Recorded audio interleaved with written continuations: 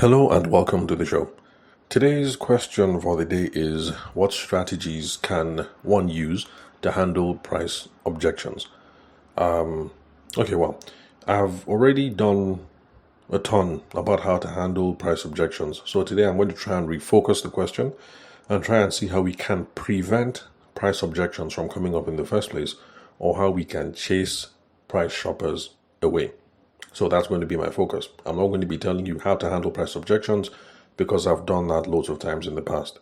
So when you're done listening to this episode, scroll back a bit or maybe check YouTube, type in my name into the search bar and then type in price and then send, or type in objections, Tavishima objections, Tavishima price, then send. And then any of the former episodes that I've done where I try to explore perspectives on how to handle price objections, that will come up. So, so before we begin, I have to define what an objection is in the first place for those people who may be discovering the show for the very first time. Now, an objection is just any reason that a stakeholder, a potential customer, a partner, a whoever gives for not wanting to go ahead with the agenda, with the conversation, with the relationship, with the whatever it is that you have on ground. So, if you are trying to sell wedding planning services and someone says you're too expensive, that is a price objection. Let's see what else. Or if you're trying to sell cars, Toyota cars, and someone says, this Toyota 2024 model, I can get it cheaper if I go to Chukwudi instead, that is a price objection. So, reasons around money that people give for not wanting to go ahead. So in the latter example, I don't want to buy your Toyota because if I call up Chukwudi, I can get it at 2M less. And same thing with the wedding planner. Like, if I go someplace else, I should be able to get it at a cheaper amount per plate. Sorry, not wedding planner, caterer. I should be able to get it cheaper at, per plate. So why should I go ahead with you? So like I said, there are different ways of handling the price objections. So check former episodes and you get caught up to speed about how to do that. So today we're going to refocus the conversation, how we can either prevent all these money things from coming up in the first place, or how we can get all these money people to leave us alone and to go someplace else. So the first thing that I recommend, and I tell to people time and time again, is let's bring up all these money and budget conversations early in the process when we're doing qualification. Now remember that there are two kinds of conversations we should be having: discovery conversations and qualification discovery conversations. Now the difference between qualification and discovery is this: when you're in the qualification stage, you're just trying to figure out, am I talking to the right person? What do I know about this person? Then when you're at the discovery stage, you're trying to figure out, what problem does this person have, and can my product or service solve these problems? So a less fancier way of saying it is, when we're having conversations with potential clients, we should always be having conversations around the person. Who is this person? What do they want? Where are they coming from? What's their background? And then conversations around the problem. How bad is this problem? When did it start? Can my product or my service solve it? All those sorts of things. So at the stage when we're having these conversations, we should be bringing up the money thing early. So back to the wedding caterer example or the wedding planner example, at that stage where you're saying, oh, congratulations, when's your wedding? How did you guys meet? Blah, blah, blah. What is it that you have planned? Eventually, you have to cut straight to the chase and have the money and the budget conversation. Or else you can spend a lot of time building relationships with this person, getting to know them, getting to know their background, getting to know the tastes, getting to get a sense of the aesthetics, the kind of wedding that they're trying to plan, and blah, blah, blah, things like that. You can waste a long time doing that, 3-4 weeks, only to discover that they never could have afforded you in the first place. So that is why I recommend bringing up the money and budget conversations early. And believe me, it applies to everybody, not just people in the wedding and the event space. It's the same thing for those of you who are fashion designers. You can tell later, oh yes, I do peplum, no problem. You draw up a sketch. Okay, you send me an Instagram handle. Let me see what kind of design you're looking for. Or is it the kind that Rihanna wore last year, 2 seasons ago? Blah, blah, blah. You get involved in all those things. You send WhatsApp messages back and forth and Pinterest images. And then you give them your bill that to sew peplum is 80,000 naira. 80,000 naira without the fabric. If you supply the fabric, it's going to be 150k. And then the person now, that's when you guys start quarreling and, the person insults you and cuts the phone. So let's have these conversations early so that for people who think this budget is unrealistic, they'll leave you alone. Now, one way that I've been recommending over and over again, not just on the podcast, but during my training sessions, is where you give a range. So you say something like, from what we've discussed so far, options A, B, and C are going to work. But either of these options can cost anything between 1, 2, 3 and 4, 5, 6. Are these options that you're willing to explore? And then you keep quiet. So for the peplum thing, the person sends you a bunch of stuff. Person sends you a picture of Rihanna wearing peplum. Person sends you a picture of Beyonce wearing peplum. And then the person also sends a picture of, let's see, who can I think of in the Nigerian space? Okay, I don't know any Nigerian celebrities. Okay, Toke Makinwa wearing peplum. And then you look at them. That is when you have this conversation. So you say, okay, madam, sure, no problem. We can do this peplum. So from what we've seen here, options 1, 2, and 3, either of these options can cost anything between 80k and 150k, depending on whether I'm supplying the fabric or not. Is this an option that you're willing to explore? And then you keep quiet and hear what it is that they have to say. Rather than you, when they send options 1, 2, and 3, trying to ask more creative questions, trying to narrow down, and then you figure out that they like the Beyonce option, and then you now start trying to give a quote on that Beyonce peplum, and then quarrel now arises. So so that's it. So you give a range early on in the conversation before you narrow it down to a specific proposal, and then that is a good way of getting people off your hair if they do not think that the price options that we're talking about are realistic or not. So you give a range of options. So it's the same thing with the wedding planner or the wedding caterer. So you say, mommy, daddy, thank you very much. Nice to meet you people. Congratulations. The wedding will go well, blah, blah, blah. All that small talk. And then eventually get down to business. So from what we have discussed so far, whether the menu is going to be a bare bones menu of fried rice and jollof rice, or whether we'll do an all-out African menu where we can put ogiri and ugba, just like mommy said, or we can explore a 3-course continental menu for this wedding. So either of these options, anything here could cost between 2,500 naira per plate and 7,500 naira per plate, depending on what we're going with. Which of these options would you like to explore? And then you keep quiet, and then you hear what they have to say. And if the momsy shouts, and she says, 2,500 per plate for just ogiri and ugba, and this and this and that and that, we now know that there is a mismatch. It's possible that your prices are reasonable and they are fair, but maybe because of how things have turned out with the Nigerian economy and hyperinflation, it's possible that the last time Momsi and Popsi planned a wedding was 5 years ago for their younger daughter, or rather for their older daughter. So now it's the younger one's turn to get married. And so they don't have a realistic expectation of what prices are currently. This is how you get them off the table, and this is how you get them off the table early so that there is no quarrel. And you now know that this is not the kind of person that you have to be following up with or chasing up in perpetuity.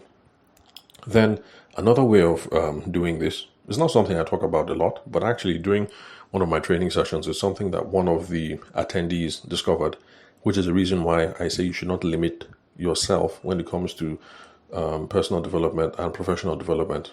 You shouldn't just limit yourself to material that you come across on my channel. That's for those of you who are fans of the stuff that I say. Pay attention to other sources because other perspectives help. And in fact, if you come across other perspectives, I can use my expertise to show you how they apply to your own situation and how you can apply it the best.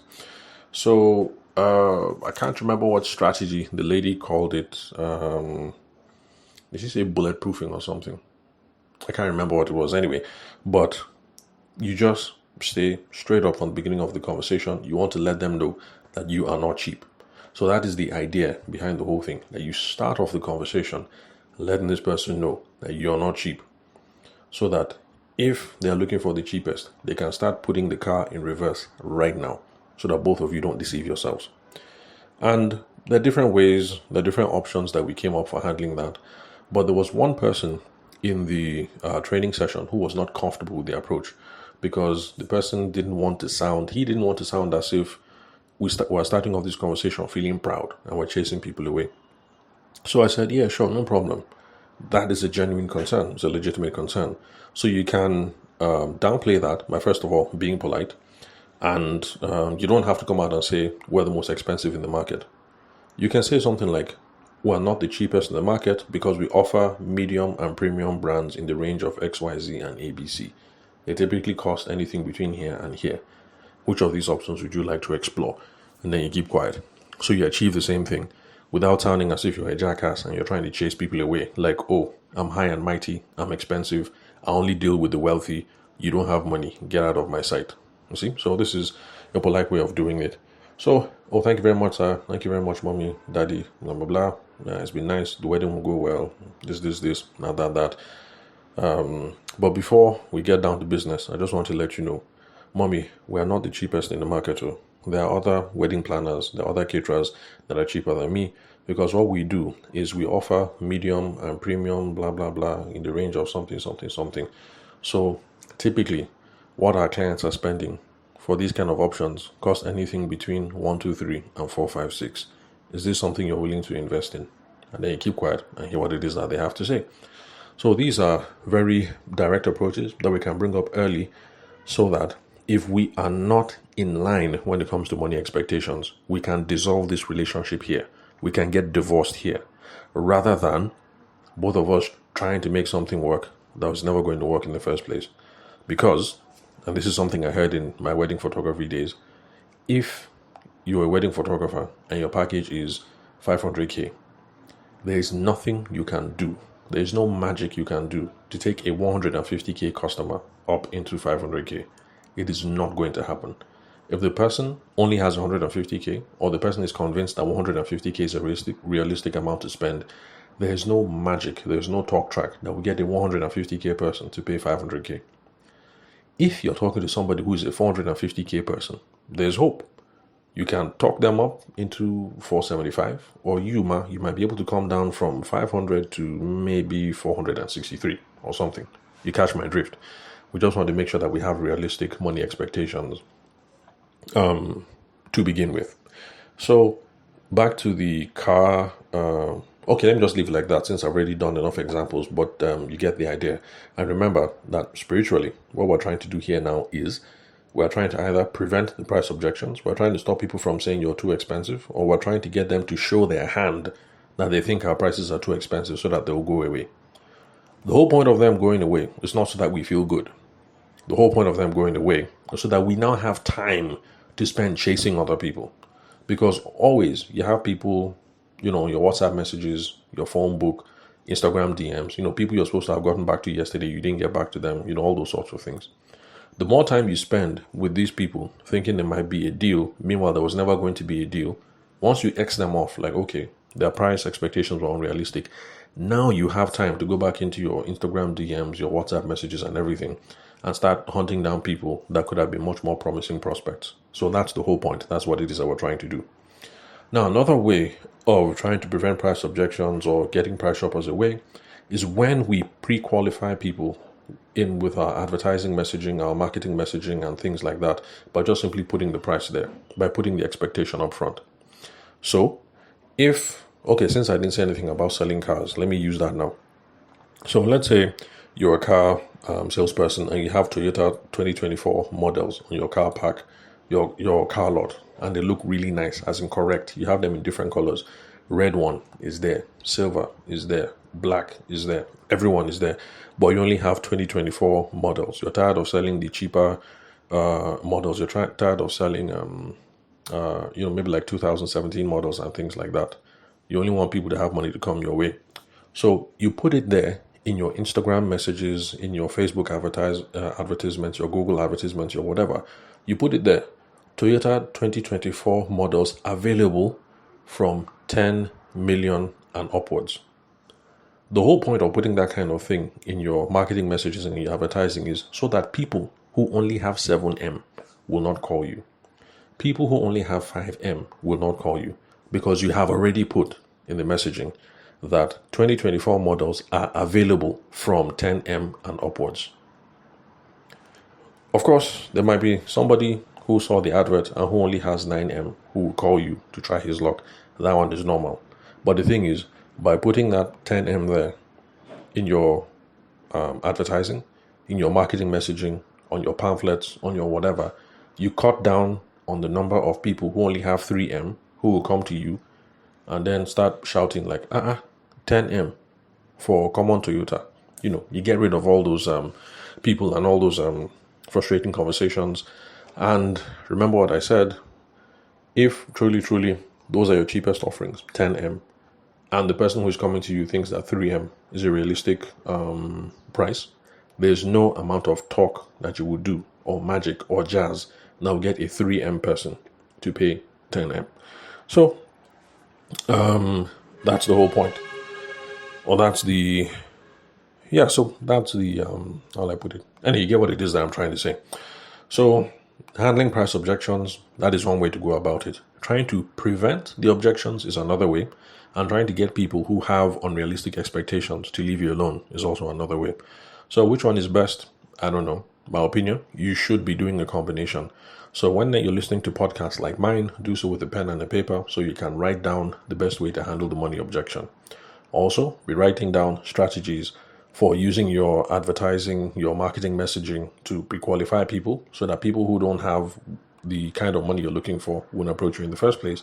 And then also come up with strategies so that when you're having conversations with people, you also bring up, the money and budget expectations early so that you only invest time in building relationships with people who could end up becoming potential customers for the product or the service that you offer. So connect with me on WhatsApp for questions, tips, and insights. The phone number is 080-6466-2140. The country code is +234. Also, you can connect with me on LinkedIn. It's the premier social network for business development, personal development, career development, all that jazz. So really, you should be there.